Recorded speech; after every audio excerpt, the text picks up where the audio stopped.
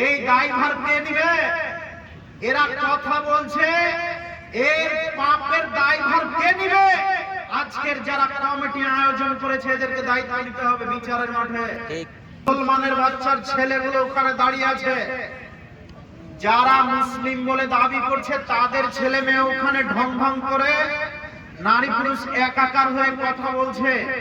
এই কথা বলবে কেন? এই ভার কে নিবে? এরা কথা বলছে, এর পাপের দায়ভার কে নিবে? আজকের যারা কমিটি আয়োজন করেছে এদেরকে দায়িত্ব নিতে হবে বিচারের মাঠে। জবাব সবাইকে দিতে হবে। ইসলামিক ধর্মসভা যেখানে হবে সেখানে কেন এভাবে নারী থাকবে, আর সেখানে কেন এভাবে দোকান বসবে? আশ্চর্য! এই বোকা ছেলে, তুমি তো এখানকার যুবক মানুষ, তুমি তো যুবক ছেলে, তোমার শরীরে পুজনে রক্ত আছে। তুমি যখন এইরকম দোকান বসতে দেখেছো, যখন তুমি ওই বেলুন বিক্রি হতে দেখেছো, যখন তুমি দেখেছো নারী পুরুষ একাকার হয়ে ঘুরছে, তখন তোমার রক্তে টকটক করে ফুটবে রক্ত। তুমি ওটা ঠেকিয়ে দিবে যে কোনো মূল্যে। ঠেকালে না কেন? কি জবাব দিবে আল্লাহর কাছে? কি জবাব দিবেন আপনারা? আমি ভেবে পাই না জনগণ কিভাবে বিচারের মাঠে বাজবে। সম্মানিত উপস্থিতি, আজকের দিনই বৈঠকগুলো হয়ে যাচ্ছে হিন্দুদের মতো, খ্রিস্টানদের মতো। নাম দিয়েছে দক্ষিণ তাল গ্রামের কবরস্থানের উপলক্ষে বিরাট ধর্মীয় জালসা। জি, সাথে সাথে মেলাটা অ্যাড করে দেন, সাথে সাথে মেলাটা অ্যাড করে দেন। লজ্জা হয় না কেন? হায়া হয় না কেন? ইতস্তবোধ হয় না কেন? উদ্ভব হয় না কেন? আরে এটা ইসলামিক ধর্মসভা। এখানে যদি কোনো মানুষ জোর করে দোকান বসাতে চায় তাহলে ওর পায়ের মাগই খুলে নিব। এটা ইসলামিক ধর্মসভা। এই ইসলাম এসেছে জাহেলিয়াতকে কবর দিতে। এই ইসলামকে দিয়ে এই জাহেলিয়াতের উদ্বোধন হচ্ছে। কারো শরীরে কি এই তাল গ্রামের মানুষের রক্ত নেই? সবই কি পুজ আছে? ঠিক। যদি পুজ থাকে তাহলে হরিশ্চন্দ্রপুরে কি ওই হাসপাতাল আছে? যদি থাকে তো ওখানে গিয়ে ডাক্তারকে বলেন যে আমার শরীরে রক্ত আছে না, পূজা দেখেন তো। যদি পুজ থাকে তো পুজটা বের করে রক্ত ঢুকিয়ে দেন। এত অন্যায় দেখি, তারপর আমার রাগ হয় না কেন? শরীরে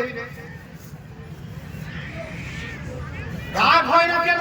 এত নোংরামি হচ্ছে তারপরেও রাগ হয় না কেন? একটু দেখে আসবে। সম্মানিত উপস্থিতি, বলছিলাম এগুলো সবই জাহেলিয়াত, এগুলো সবই মূর্খামি, এগুলো সবই দৃষ্টি কালচার, সবই হিন্দুদের মতো, খ্রিস্টানদের মতো, নাসারাদের মতো, একটা মুসলমানের মতো। কিন্তু ধর্মসভা মুসলমান, তাই না? ধর্মসভা কাদের? মুসলমানদের। আশ্চর্য! তারপরে এগুলো ঘটছে কেন?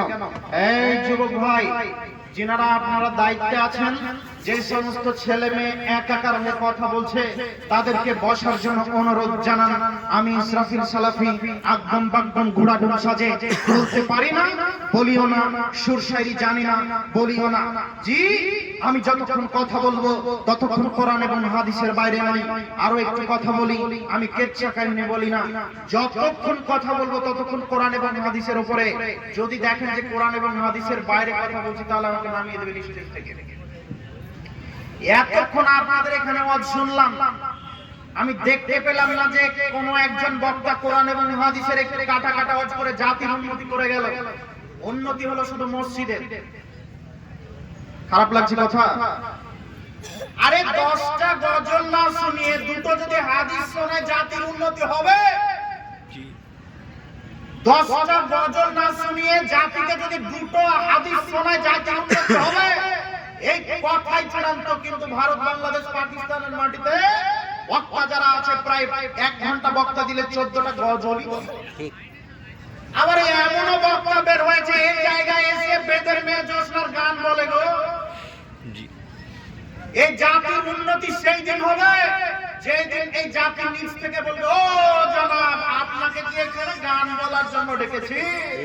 আপনাকে ডেকেছি এর জন্য টাকা দিয়ে যে আপনি আমাদেরকে কোরআন এবং হাদিস শোনাবেন, তারপরে বাড়ি যাবেন। আপনি তো কোরআন হাদিস বলতে পারেন না। নামেন স্টেজ থেকে।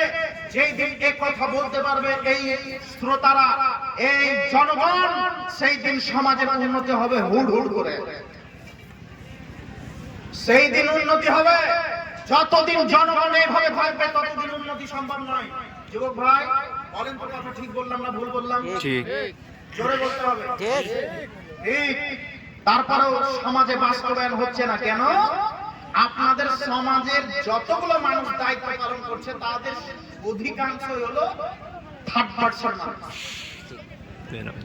ও জনাব, আপনি যখন মসজিদের সেক্রেটারি খুঁজছেন তখন বলছেন যে অমুক ব্যক্তি খুব ধনী মানুষ, ওকে সেক্রেটারির দায়িত্বটা দেন। ও কিভাবে ধনী হলো? সুদ খেয়ে। ও কিভাবে ধনী হলো? লোকের মেরে। ওই মানুষটাকে যখন আপনি দায়িত্ব দিয়েছেন তখন বলছে জালসাই ওই কোরআন হাদিসের বক্তা নিয়েছে, কি হবে? ওকে নিয়েছে মানুষ হবে না? যে গান বলতে পারে তাকে নিয়ে আসো। হচ্ছে না? হচ্ছে না? হচ্ছে হচ্ছে। কাজেই এই জাতির যারা নেতা আছে, যারা নেতৃত্ব দিচ্ছে, এরা যেদিন শিক্ষিত হবে সেই দিন সমাজ উন্নতি হবে, সেই দিন সমাজের উন্নতি হবে, তাছাড়া সম্ভব নয়।